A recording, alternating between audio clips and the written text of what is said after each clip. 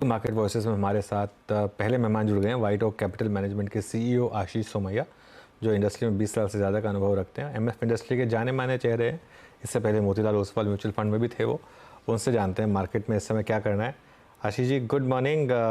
क्या करें मार्केट में अब इस समय, क्योंकि एक बड़ी रैली आई, फिर एक थोड़ी सी करेक्शन, अब थोड़ा सा न्यूज़ फ्लो जिस तरीके से हो रहा है, कभी ग्लोबल मार्केट की तरफ से कुछ आया था, कभी वो सेबी पर ही सीधा हिंडनबर्ग ने आरोप लगा दिया।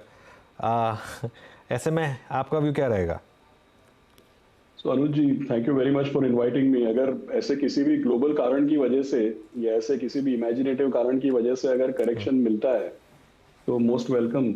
क्योंकि फिलहाल अभी थोड़े समय पहले तक तो सब वैल्यूएशंस की चिंता और वैल्यूएशंस की कंप्लेन कर रहे थे। लेकिन अगर जो कारण आप बता रहे, समझो यूएस रिलेटेड कोई कारण है या जैसे ये हिंडनबर्ग वाला न्यूज़ था, ऐसा कोई कारण से अगर करेक्शन मिलता है तो ज़रूर उसका फायदा उठाना चाहिए। ओके। अच्छा, अब एक तो बड़े टॉपिक्स की बात करते हैं, क्योंकि ग्लोबल मार्केट की बात हुई, यूएस मार्केट में दोबारा रिसेशन फियर की बात हो रही थी।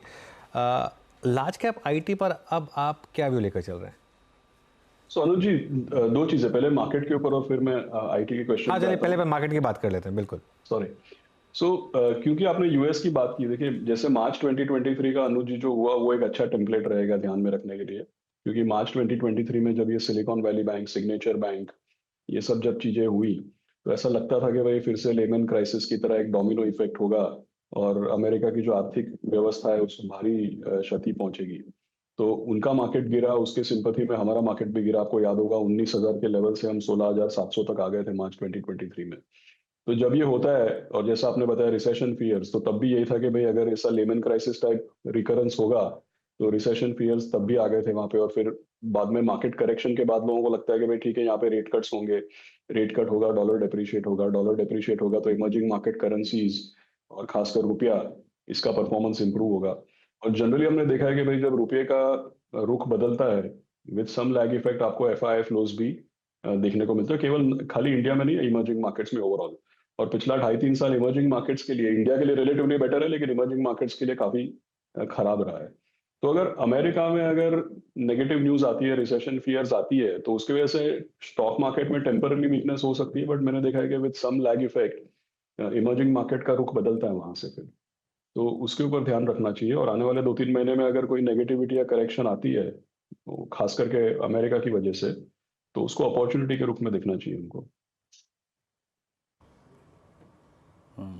आशीष, वही प्रश्न पूछना। नमस्कार, वीरेंद्र बोल रहा हूँ। अभी जो अनुज टारगेट कर रहे थे आपकी तरफ, वो है आईटी। अभी आपने अपनी कमेंट्री में यूएस का जिक्र बहुत किया।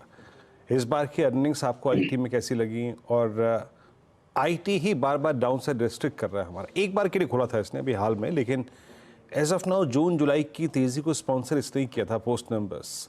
आपका व्यू आईटी पे क्या है इस वक्त? सो वीरेंद्र जी, एक्चुअली बात यह है कि आईटी में मतलब हम लोग तो selectively stock specific across the board invested हैं और एक बड़े कंपनी में भी इन्वेस्टेड हैं।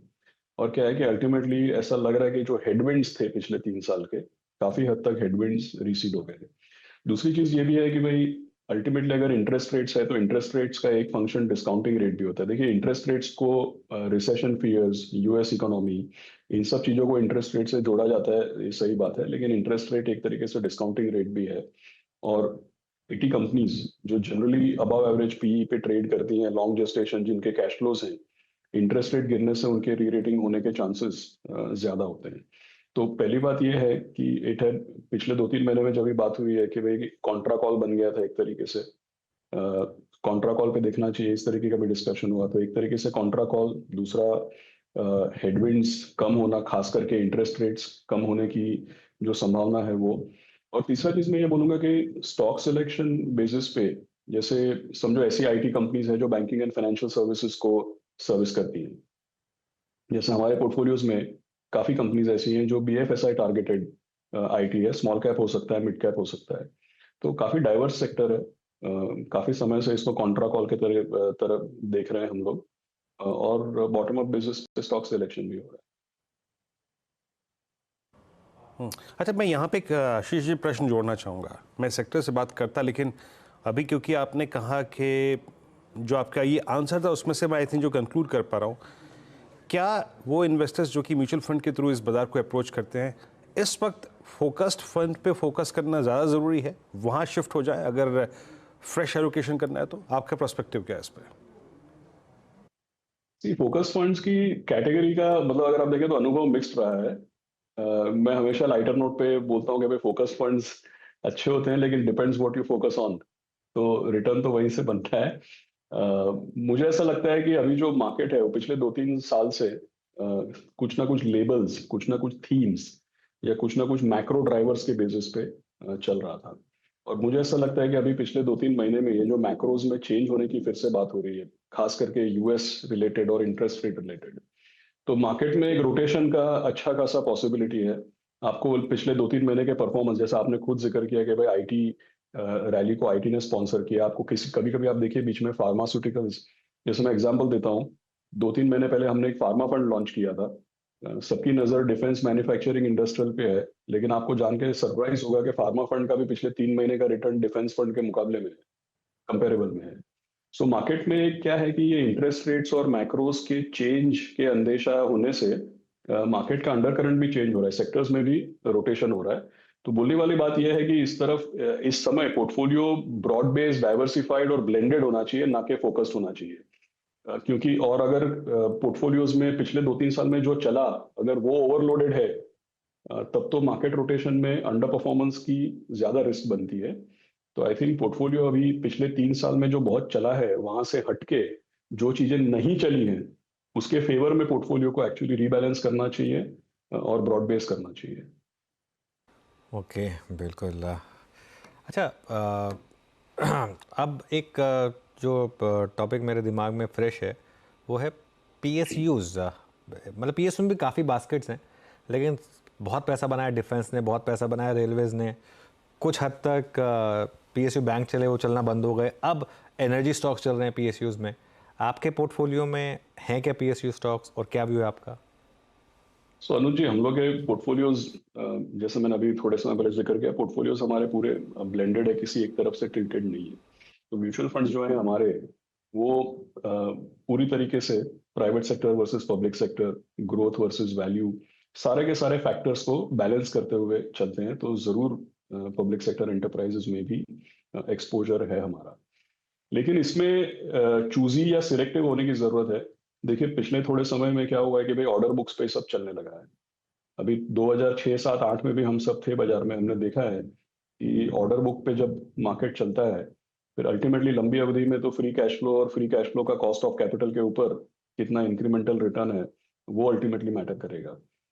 तो ये ऑर्डर बुक्स को, जैसा मैंने सोशल मीडिया वगैरह पे या कहीं इन्वेस्टर ग्रुप्स में मैं देखता हूँ कि लोग कंपाइलेशन भेज रहे एक दूसरे को कि भाई कौन सी कंपनी का कितना बड़ा ऑर्डर बुक है। अब अगर इस चीज के ऊपर डिसीजन मेकिंग होने वाली है, तब तो आई थिंक लोगों को सावधान रहना चाहिए। और ये ऑर्डर बुक वाला जो मामला है, वो 2006, 7, 8 में भी हमने देखा, वो कोई कंपनियां किसी के पोर्टफोलियो में है नहीं अभी। तो आई थिंक वो एक रिस्की चीज है। आई थिंक उससे थोड़ा बच के रहना चाहिए। और मेरा, जैसा मैंने पहले भी वीरेंद्र जी को बताया, मुझे ऐसा लगता है कि मार्केट में एक सेक्टर रोटेशन ऑलरेडी स्टार्ट हो गया है, तो रेयरव्यू मिरर से थोड़ा सावधान रहना चाहिए। ऑल राइट, आशीष जी बहुत बहुत शुक्रिया आज हमारे साथ जुड़ने के लिए और हमसे बात करने के लिए। Thank you. चलिए,